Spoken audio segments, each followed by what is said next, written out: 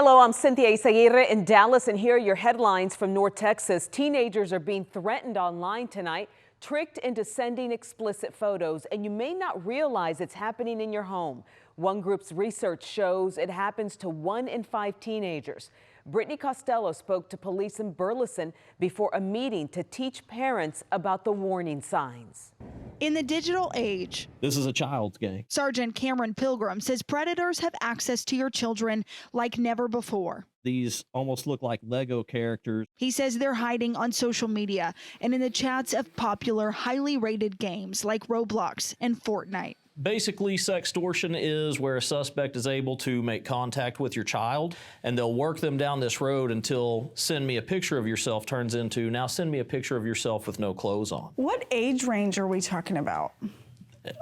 All ages. Sergeant Cameron Pilgrim with the Burleson Police Department says his agency is one of few trying to educate families on a growing problem. A lot of times these predators are telling these kids, you can't tell anyone about what's going on. If you tell mom and dad that I'm talking to you, I'm going to release this picture. It's happening everywhere. This is far more common than most people in the public realize. Including Burleson, Texas. They're willing to come from other locations. They're willing to drive from the big cities to come to your city to find your children. The impact is hard to grasp. It is incredibly long-lasting. Research shows that a child who is sexually abused, the chemical makeup of their brain is altered forever. And it can all start. You see chat boxes that are popping up with something that seems so harmless. The goal is to get families to have this talk with their children before something happens. The Burleson Police Department is opening up this conversation to the community. It's happening tonight here at Burleson High School. It's at 6:30.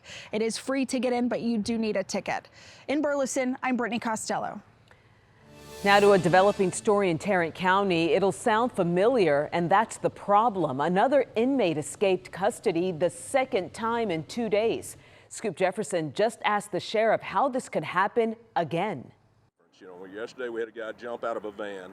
Today we have a guy that we thought was a trustee. For the second day in a row, Tarrant County Sheriff Bill Wayburn explaining how another inmate escaped custody and the connection of the escape the day before. 25-year-old Castillo is back in custody, his taste of freedom around 45 minutes before deputies caught him here in Sycamore Creek, his inmate clothing gone, all part of his escape plan. Victor Castillo, who is a work trustee at 1247, he was at our laundry facility out here, which is a very minimum secure area, made a decision to attempt to leave. Castillo was housed here at the jail's Green Bay facility on Urban Drive, where another inmate's escape inspired him. He placed some clothes so that he could get out of his jumper into, in fact, female dress out, and that's what he escaped in. From his lips, he was emboldened yesterday by what he saw in that escape.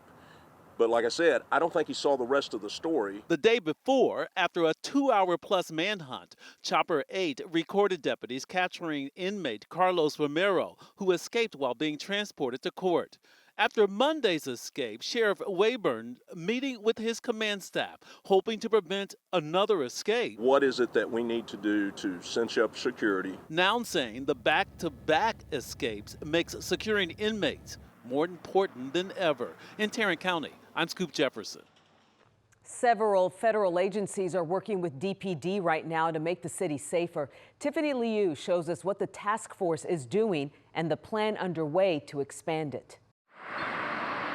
This is an area that's been suffering. At a recreation center in Northwest Dallas, I'm announcing an important step in our ongoing effort to keep our communities safe. Law enforcement officials line the front of a community room. And that is the expansion of the Project Safe Neighborhoods program into Northwest Dallas. Ryan Raybold is U.S. Attorney for the Northern District of Texas. With community tips along with research and data, law enforcement will have a microscope on the many blocks surrounding Harry Hines Boulevard. Violent offenses, firearms trafficking, narcotics trafficking, human trafficking, money laundering, it's all on the table.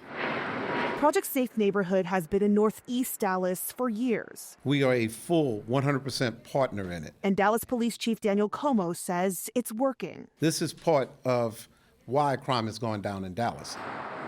He's ready to tackle the other side of North Dallas. If you're committing crimes and you're doing criminal activity in Dallas, we're going to come after you. Several federal agencies are part of this effort, including Homeland Security investigations. But amidst national tensions over immigration enforcement, we asked officials to clarify the role of ICE in this specific plan. This is a violent crime reduction. This is not an immigration enforcement activity. Jeremy Wright, assistant special agent in charge of FBI Dallas, says they plan to earn the confidence of residents. We're going to hold meetings. We're going to talk to people. The U.S. Attorney's Office is going to lead meetings that we can come, and all of us will be there to answer those questions. Building trust and curbing crime won't happen overnight, but officials believe in this long-term investment in the neighborhood. I'm telling you, and I'm looking you in the eye, it's going to get crushed. In Northwest Dallas, I'm Tiffany Liu. You wouldn't want an offensive smell permeating your neighborhood. No one would. But some residents in Rowlett tell us it's their reality right now. They say it's connected to sewer work along part of Liberty Grove Road. Luke Clary spoke to people who want it fixed. In parts of Rowlett, neighbors say the problem hits you before you ever see it. It's like the worst rotten eggs you've ever smelled. It's not fun. Allison Haupt lives near Liberty Grove Road. We all know the hot spots or the stinky spots. And there's certain intersections in town, and those intersections coincide with where the lift stations are. The city says most complaints are coming from major corridors like Liberty Grove, where sewer lift stations move wastewater across town. This sewer manhole is located in one of the hot spots neighbors have been telling us about on 66 and Rowlett Road. They say that the smell is off and on. This is definitely an off day, but when the wind hits your nose just right, you get a whiff of it. So what's causing the smell? The city says when wastewater sits too long, it produces a gas called hydrogen sulfide.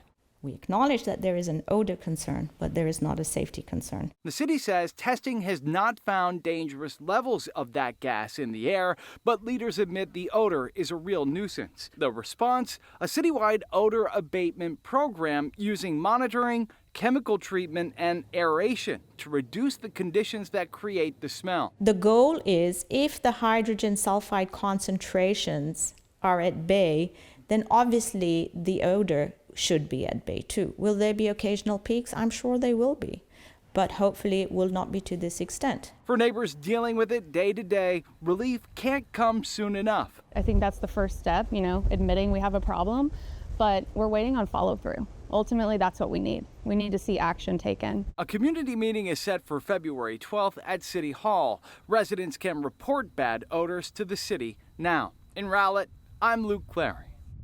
And those are your headlines from North Texas.